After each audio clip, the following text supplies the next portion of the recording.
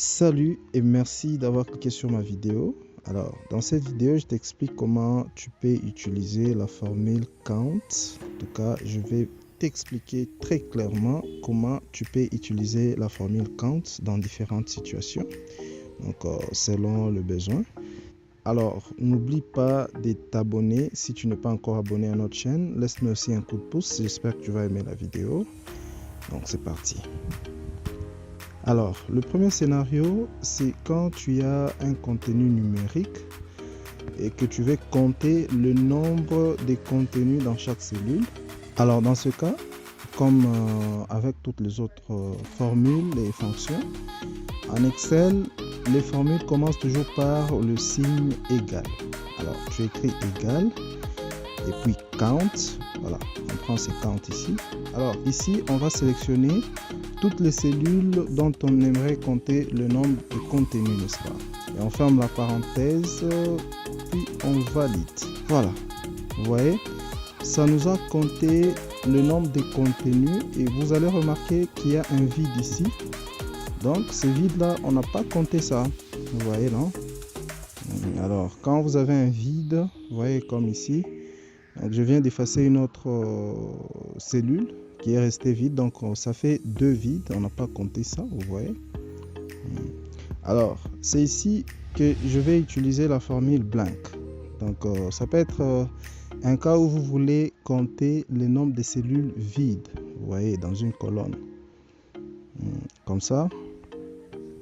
Dans ce cas, on va commencer toujours par égal et puis count blank, vous voyez. Donc le blank là qui signifie vide quoi. Voilà. Alors count blank, entre parenthèses, on sélectionne la colonne, on ferme la parenthèse puis on valide. Vous voyez, là Excel a compté le nombre de cellules vides. Vous voyez. Par exemple là, si je complète cette cellule, ça va faire une cellule vide de moins, n'est-ce pas? Et on a ces résultats, vous voyez là. Voilà. Maintenant, admettons que ici, vous voyez que c'est un contenu numérique. Si je mets à la place du numérique, à la place d'un chiffre, je mets ici des lettres, des caractères, un nom. Comme ça, vous voyez que ça n'a pas été compté, ça n'a pas été considéré. Alors, ça nous ramène à ce cas. Alors, dans ce cas, on va utiliser count A, donc counter.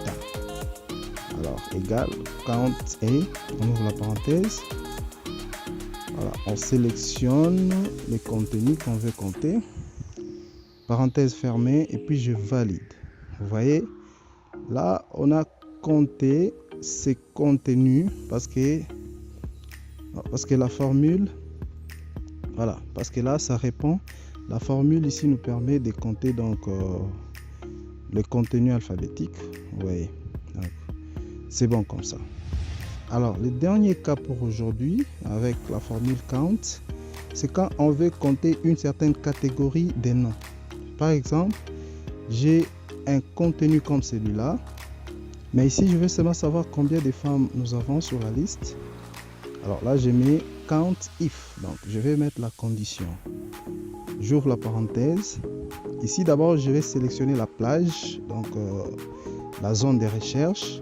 Alors, Excel va chercher sur cette liste, virgule, maintenant je mets la condition, c'est le nom ici.